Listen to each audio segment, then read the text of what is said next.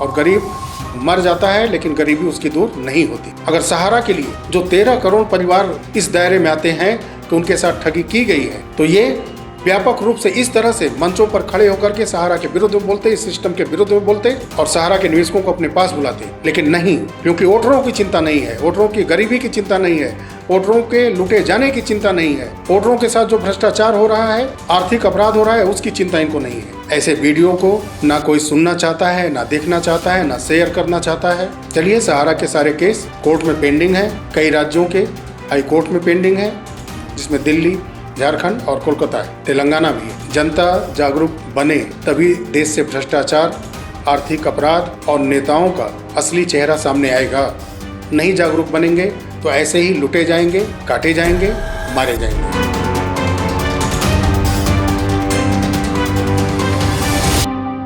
नमस्कार साथियों, 2 दिन पहले सरकार की तरफ से जवाब दिया गया है कोर्ट को, जो कोर्ट ने पहले ऑर्डर दिया था 2 जजों की बेंच ने, जिसमें ये कहा गया था कि हालांकि कॉन्स्टिट्यूशनली अगर देखा जाए तो उनको भारत के संविधान की व्याख्या करनी चाहिए थी वहां पर, लेकिन उन्होंने अमेरिका और पाकिस्तान के संविधान का हवाला देते हुए भारत के स्टेट के राज्यपाल को और इंडियन प्रेसिडेंट को एक रूल में एक तय समय सीमा में बांधते हुए ये आदेश दे दिया कि 3 महीने के अंदर आपको किसी भी हाल में स्टेट के द्वारा, वहाँ की विधानसभा के द्वारा पारित बिल को पास करना ही होगा।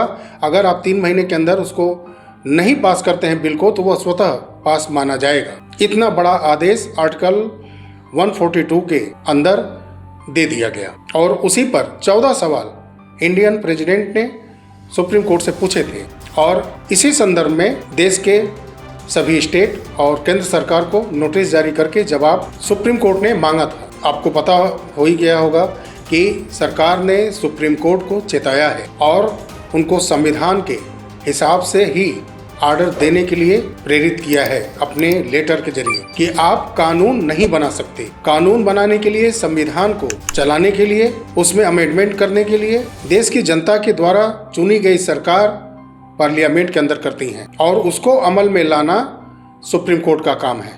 अगर ऐसे सुप्रीम कोर्ट पार्लियामेंट के अंदर बनाए गए कानून को बार बार सुनेगा, उसमें हस्तक्षेप करेगा, उसको कैंसिल करेगा और यहाँ तक कि राज्यपाल और राष्ट्रपति को तय समय सीमा में बांधने की कोशिश करेगा, तो ये गैर संवैधानिक है और सरकार की तरफ से बहुत तीखे जवाब दिए गए हैं सुप्रीम कोर्ट को। तो मिर्ची तो जजों को लगनी ही थी, क्योंकि सुप्रीम कोर्ट के द्वारा जो आदेश दिए जाते हैं, जो फांसी तक के, उसको रोकने का हमारे संविधान के अनुसार राष्ट्रपति को अनुमति है। सुप्रीम कोर्ट अगर किसी को फांसी देता है तो उस फांसी को रुकवाने का कुछ ऐसे सिचुएशन होते हैं उस परिवार के या उस व्यक्ति के, उस स्थिति को देखते हुए राष्ट्रपति फांसी को रोक सकती हैं। तो ऐसे पावर दिए गए। आर्टिकल 142 के लिए सुप्रीम कोर्ट राज्यपाल और राष्ट्रपति को तय समय सीमा में बांध सकता है, लेकिन आर्टिकल 142 आतंकवादियों के लिए नहीं इस्तेमाल होता, उनको सजा देने के लिए इस्तेमाल नहीं होता। आर्थिक अपराध करने वाले देश के अंदर तमाम जो कॉरपोरेट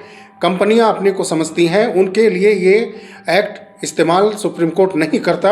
14 साल 16 साल से लगातार केस को झुलाते रहता है, करोड़ों देश के निवेशकों को प्रताड़ित करते रहता है। इस देश में सुप्रीम कोर्ट कुत्तों के लिए शेल्टर होम में वो न जा पाए, इसके लिए लगातार सुनवाई करता है और बेवजह के फिजूल आरोप प्रत्यारोप में SIR को लेकर के लगातार वो 3-3 4-4 दिन सुनवाई करता है और यही जस्टिस सूर्यकांत जी की और बागची जी की पीठ कर रही है। इन सब चीजों के लिए समय है इनके पास, जबकि SIR बिल्कुल सही चीज है। देश में वोटिंग सुधार के लिए, गलत वोटरों को वोटिंग लिस्ट से हटाने के लिए ये बेहद जरूरी है। हालांकि इसमें इलेक्शन कमीशन ऑफ इंडिया को ट्रांसपेरेंसी होना चाहिए, चाहे वो आधार हो, वोटर कार्ड हो, राशन कार्ड हो, पासपोर्ट हो, इन सब में जालसाजियां होती हैं। और जब सुप्रीम कोर्ट में सिटिंग जज ये कहें कि कौन सा डॉक्यूमेंट फर्जी नहीं बन सकता, इस उदाहरण पर सारे डॉक्यूमेंट को वो शामिल करने के लिए कहें, तो ये सिस्टम का पूरा भ्रष्टाचारी तंत्र उजागर हो जाता है। तो सारे संवैधानिक एजेंसियों को ये तय करना होगा कि कोई भी डॉक्यूमेंट अगर अब से बनते हैं तो उसमें ट्रांसपेरेंसी हो और वो भ्रष्टाचार मुक्त हो। लीगल डॉक्यूमेंट पर कोई भी बड़े डॉक्यूमेंट इशू किए जाएं, चाहे वो आधार कार्ड हो, पैन कार्ड हो, वोटर आईडी हो, राशन कार्ड हो, पासपोर्ट हो। जब इसमें आज के आधुनिक युग में भी अगर पारदर्शिता नहीं रहेगी तो कब रहेगा? भ्रष्टाचार का सिर्फ बोलबाला रहेगा और भ्रष्टाचार पर नकेल इलेक्शन कमीशन ऑफ इंडिया कसना शुरू की है बिहार के माध्यम से, तो पानी में उठ रहे बुलबुले की तरह ये देश के नेता उबल से गए। जबकि सुप्रीम कोर्ट के अंदर एक संवैधानिक सबसे बड़े सर्वोच्च स्थान के अंदर SIR के मुद्दे पर सुनवाई हो रही है और इलेक्शन कमीशन ऑफ इंडिया स्पष्ट रूप से आके कह दिया है कि 7 दिन के अंदर आप शपथ पत्र के साथ सारे कमियों को हमारे पास लेकर के आइए। नहीं तो अगर आपने सिर्फ एक प्रोपेगेंडा के लिए, अपना नाम कमाने के लिए प्रेस कॉन्फ्रेंस करके इलेक्शन कमीशन ऑफ इंडिया पर आरोप लगाए हैं तो देश से माफी मांगी, जबकि मैं ऐसा नहीं मानता। संवैधानिक जो एजेंसियां हैं जो देश को कहीं न कहीं से चलाती हैं, सुचारू रूप से रखती हैं, भले ही ट्रांसपेरेंसी उसमें बहुत ही घटिया दर्जे का है, उनको ऐसे फैसिलिटीज नहीं देनी चाहिए। चाहे राहुल गांधी हो, चाहे देश का कोई भी नेता हो, चाहे वो देश के प्रधानमंत्री हो, गृह मंत्री हो, राष्ट्रपति हो, चाहे वो रक्षा मंत्री हो, दंडित करना चाहिए। आप इस तरह से उनको समय नहीं दे सकते। सिस्टम में ट्रांसपेरेंसी तभी आएगी जब उनको चोट पहुंचाएंगी एजेंसियां। अपनी गलती को सुधार करें और राहुल गांधी हो या कोई भी हो, उनके ऊपर संवैधानिक एक्ट के तहत कार्रवाई करनी चाहिए और उनको जेल की हवा खिलानी चाहिए। देश के करोड़ों लोगों को गुमराह करना ये बिल्कुल गलत है। कांग्रेस के ही गोपालगंज के अंदर वहां के नेता बोल रहे हैं कि उनको इलेक्शन कमीशन ऑफ इंडिया की तरफ से वो ड्राफ्ट मिल गया है जो 65 लाख वोटर काटे गए। कांग्रेस जिलाध्यक्ष गोपालगंज, क्योंकि आज गोपालगंज जिला पदाधिकारी महोदय द्वारा आज जो वोटर लिस्ट मतदाता सूची का प्रकाशन किया गया है, उसकी एक कॉपी जो है हम लोग सभी राजनीतिक दलों को उपलब्ध कराई गई है। साथ ही साथ जो जिन मतदाताओं की उन सूची से नाम काटा गया है या जो कट गए, उनकी भी एक सूची उपलब्ध कराई गई है। जो ये शोर शराबा कर रहे हैं कोर्ट के अंदर जाकर के, ये पहले से ही बिहार के अंदर बूथ लेवल तक राजनीतिक पार्टियों को भी और बूथ लेवल तक जो ऑफिसर हैं, एजेंट हैं, उनके यहाँ तक प्रत्येक शहरों तक सारी चीजें दे दी गई। लेकिन यहाँ तो मामला कुछ और ही है। जब SIR चालू हुआ तो ये विपक्ष को ये क्लियर लग गया कि अब हमारे जो वोट बैंक हैं वो छट जाएंगे और उसी को इन्होंने मुद्दा बना लिया कि अब इसके लिए मैं देश को गुमराह करूंगा और इस वोट को मुद्दा बना करके। आप जानते हैं कि हिमाचल प्रदेश के अंदर 37,000 सिर्फ वोट बढ़े थे और वहाँ भारतीय जनता पार्टी की 15 सीट कम आई थी। ऐसे गिनती करने जाएंगे तो बहुत आंकड़े हैं, देश के पास भी हैं और मेरे पास भी हैं, लेकिन वीडियो में ऐसे आंकड़े बहुत ज़्यादा दिखाने इस समय जरूरी नहीं है। तो ये देश की जनता को समझना होगा। और जो वहाँ पर बिहार के अंदर कल सासाराम में कार्यक्रम हुआ, देखने को तो वो कार्यक्रम बहुत सफल हुआ और वहाँ गर्म में हो गए, बिल्कुल आपे से बाहर हो गए खड़गे जी, क्योंकि वहाँ भीड़ बुलाई गई थी पैसों से। है वीडियो मेरे पास। और बिहार से कम कई हजार लोग यूपी गाजीपुर जिले से गए। देखिए छोटा सा क्लिप है, देख लीजिए इसको। 100-150 गाड़ी आई है। 100-150 गाड़ी आई है जी हाँ। नीतीश जी को पहचानती हैं? बिहार के मुख्यमंत्री कौन है? अब हम का जानते वाले, हम नहीं जानते। मोदी के वोट देंगे कब कि 10,000 वेतन कर देंगे तो मोदी के वोट जाएगा। हमने के जितेंद्र, हमने के हुआ भारती नहीं खातिन के आयल बानी जा। राहुल गांधी को पहचानती हैं? देखबे नहीं करें जब हम के क्या बोल के लाया गया था? ये कुल सर बोल के लाया क्या कि वेतन बढ़ेगा तो हमारी। तो क्या आपको बताया गया था ना क्या करने जाना है? जी यहीं पर रैली में आना है, यहाँ पर सब उपस्थित होना था। कहाँ से आई हैं? मैं तो गाजीपुर से हूँ। यूपी से हैं? जी हाँ, मैं राहुल गाजी के समर्थन में आई हूँ। जो वोट चोरी हो रही है। क्या बोले राहुल गांधी? अरे हम लोग सुने नहीं अभी तो। क्यों? हम लोग अभी पहुँच नहीं पाए। हम लोग इतना लंबा गेट था कि हम लोग पहुँच नहीं पाए। हम लोग वापस आ गए। अभी तो यहीं पे रुके हैं। लोग को लेके आए 80 लोगों को लेके आए हैं। ये सब आप ही के साथ हैं? जी हाँ।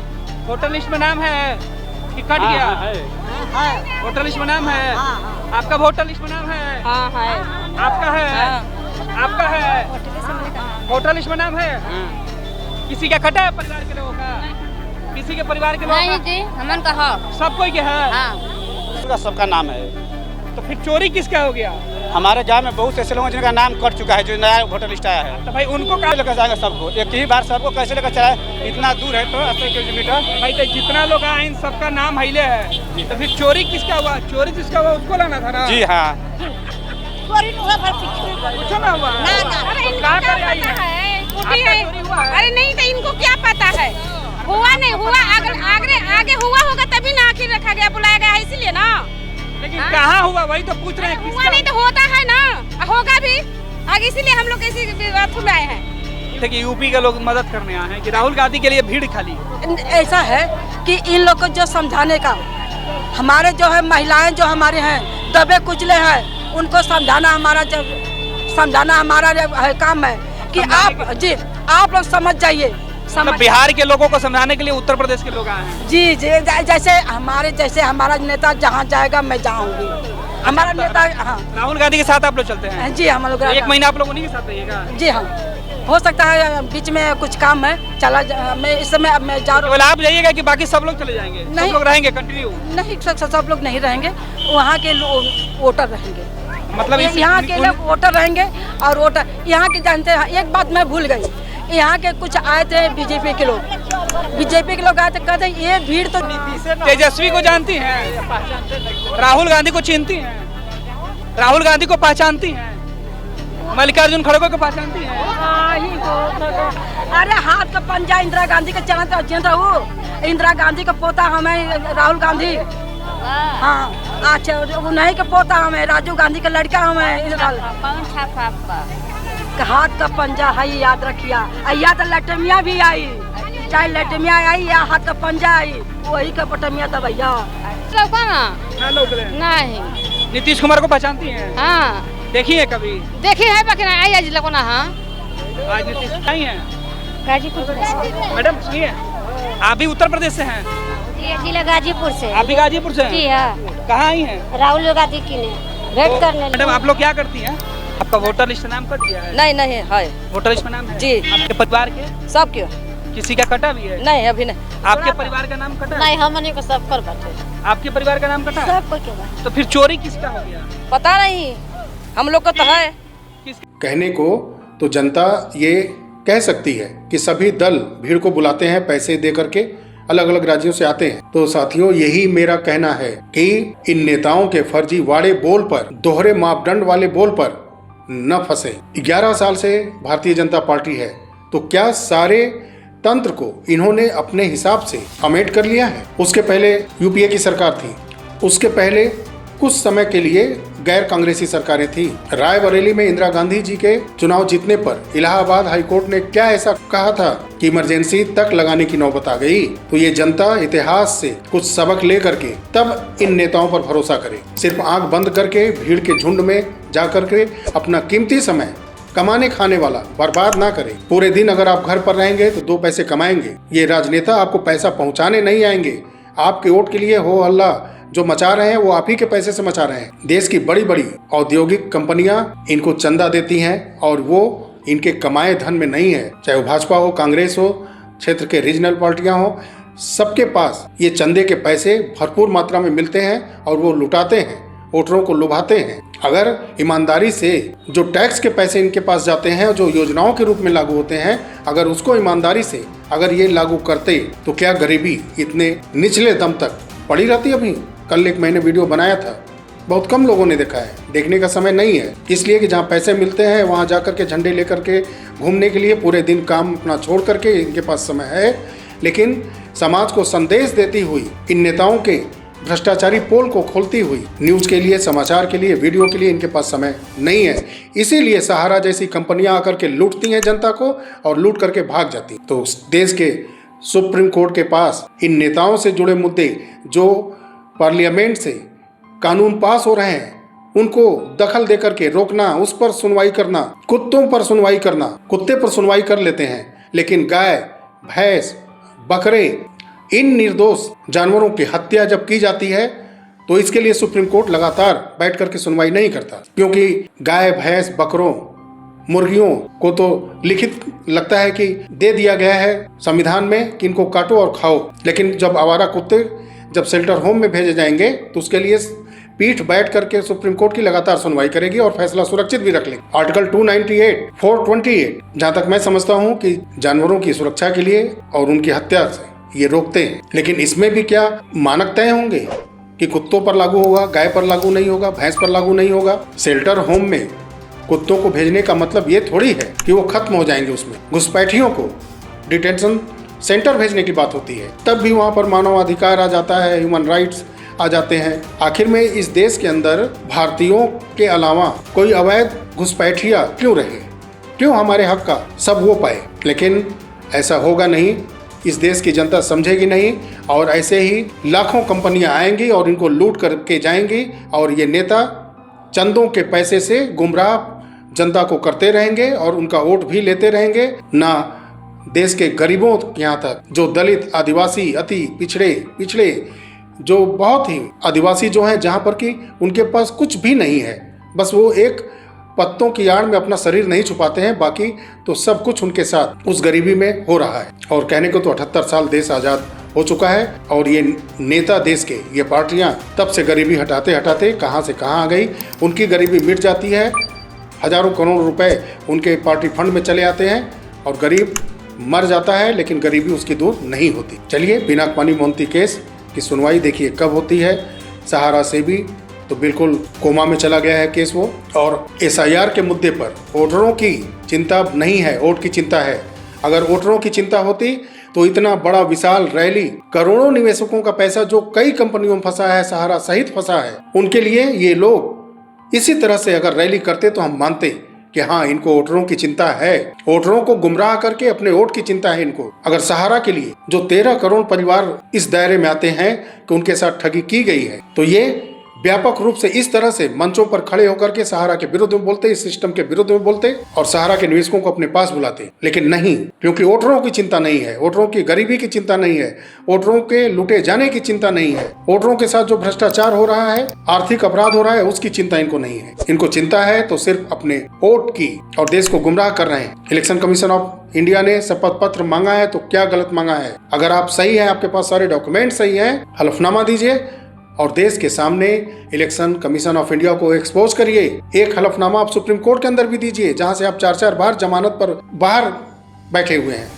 और सबसे बड़ा मनी लॉन्ड्रिंग का केस हेराल्ड का है, उसमें जमानत पर आप बैठे हुए हैं। तो ये सब डर सता रहा है, इसीलिए हलफनामा नहीं दे रहे हैं क्या? चलिए, ऐसे वीडियो को ना कोई सुनना चाहता है, ना देखना चाहता है, ना शेयर करना चाहता है। जो 10, 20, 50 लोग अगर देखते हैं, उसमें से 5 लोग ही, अगर 50 लोग भी देखते हैं, 5 लोग भी जागरूक होते हैं, तब भी हमारा मकसद सफल है। चलिए, सहारा के सारे केस कोर्ट में पेंडिंग है, कई राज्यों के हाई कोर्ट में पेंडिंग है, जिसमें दिल्ली, झारखंड और कोलकाता है, तेलंगाना भी है। जनता जागरूक बने तभी देश से भ्रष्टाचार, आर्थिक अपराध और नेताओं का असली चेहरा सामने आएगा।